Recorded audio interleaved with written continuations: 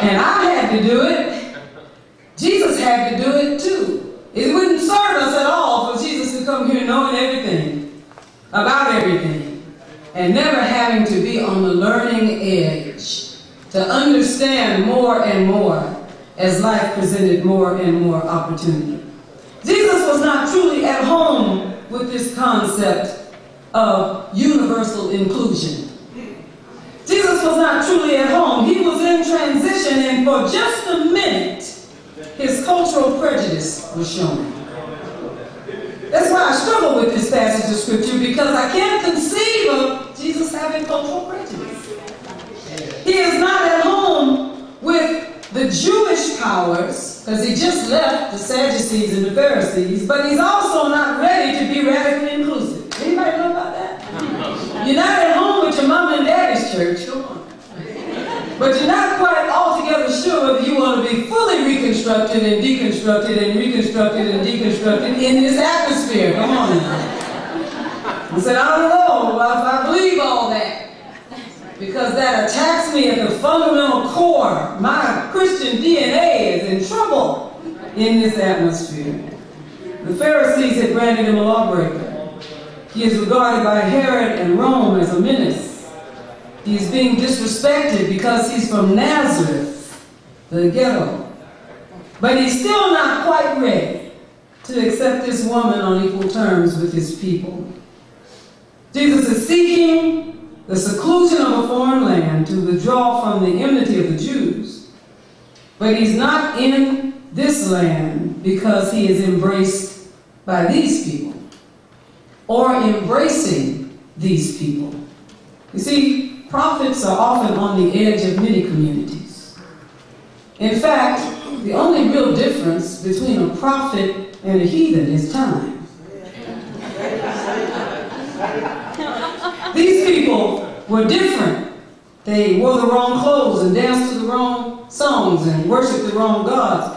But now it is time to lay the real foundation for Pentecost. It was coming. This blessing of being filled with the Spirit and power available to all. This woman, this dog, was about to break things wide open. Now, let's not try to pretty this up. Dog was a contemptuous term. This was a kind of hateful thing to say to this woman. I've heard many preachers try to help Jesus with this. And say that the text really best translated says little dog. That doesn't make me feel any better about it. Dog is dog, and I love dogs, but when calling a human being a dog, I don't care if you mean lap dog, little dog, baby dog, it's still a dog, okay? This woman, this dog, this contemptuous name that the Jews sometimes had for Gentiles during this time. But the purpose that Jesus was about to fulfill needed a dog. She wasn't a dog because she was low down or nasty. She was a dog because she was different. She was other. Do you understand? Because of her determination to come to Jesus, she passed through what she knew would be his contempt for her. Something here for us. The church in this hour needs some dogs. Let's get this. Dogs to move the church to its true purpose. When we were younger and in the clubs, we used to sing a song and had a little refrain that said, bow wow wow, yippee-oh, yippee-yay, bow wow, yippee-oh. Somebody knows the words. We need some bow wow wow, yippee-oh, yippee-yay people in the town, in the time that we're in. Running into this dog on his vacation exposed Jesus to the faith of the Gentiles. Hear me. Exposed the institution to the faith of the margins. Exposed religion that was confined to the private social clubs, to the heart and the soul and the passion of the people who were not a part of those organizations. And this woman was not leaving without her blessing. That's what I like about her. Culture wouldn't stop her. the disciples, I can imagine her in my mind. When the disciples told her, the few that went with Jesus, "You are not welcome here," I can see her saying, "Baby, look at the hand, look right here. Talk to the hand. I didn't come here for you. God bless you. I'm glad that you're Jesus' pastor's aide and adjutant and all of that, but I didn't come here looking for you. I'm looking for the man from Nazareth because I understand that he has healing in his wings.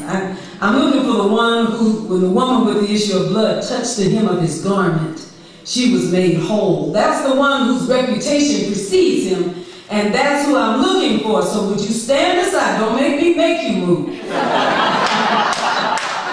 Stand aside. My culture's not going to stop me. Your laws are not going to stop me. Borders and governments are not going to stop me. Your insults will not stop me. Your religion will not stop me. Your ethnicity, your culture will not stop me.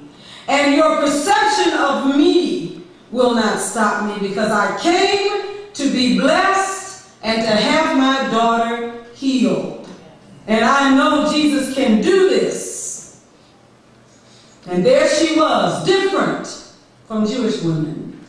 Syrophoenician, Syrian, probably had some dingly-dangly earrings on, maybe some see-through kind of fabric. She wasn't veiled and covered.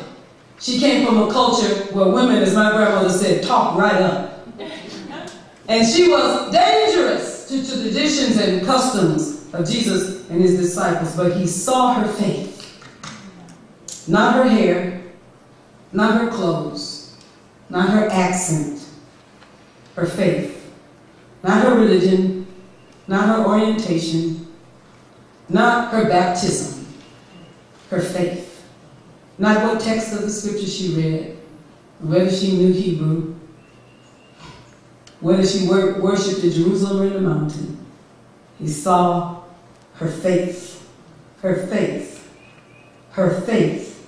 And when he saw her faith, he had to respond to her. He had to respond to her, and he had to heal her daughter.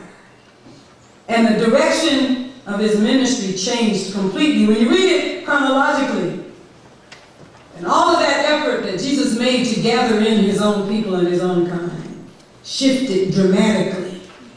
And his reach went out to the point at which the whosoever became real. See, the whosoever had to get real before Calvary. You understand what I'm saying? The whosoever had to be embodied and embraced. And you know, the truth is, before we can really go out into the world and preach Christ, our whosoever has to get real. To the point at which the welcome is sincere and authentic. I work with people living with HIV who are always thinking about their own mortality. And as we say, sometimes you can't fake the funk when you're dealing with people who are dying. When you come in the room and anything in your spirit says, love the sinner and hate the sin, they can smell you halfway down the hallway. And know that you're coming in there wearing judgment robes. Even if they're invisible, they can still see them. See, our welcome has to be authentic. Where our welcome has to be tried in the fire. Our welcome has to be real. Because real people know real when they see it. Jesus had to respond to her. It changed the direction of his ministry completely. It began the complete work that made the table of the Lord a welcome table. Started what my friend called Jesus' birthday party. Let me say this to you. He said his mama had a birthday party one day. And he said his mama invited his cousin. His cousin's name was Shona.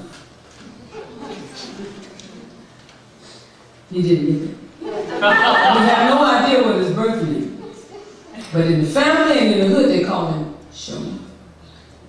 And his brother said to his mama, "You did not invite Shona." She said, "Yes, I did." He said, "But mama, please." He said, "When Shona comes, you can hear him for blocks before he gets there. Loud music, leaning in the car. All kinds of people following. There's a posse of people that follow Shona. They come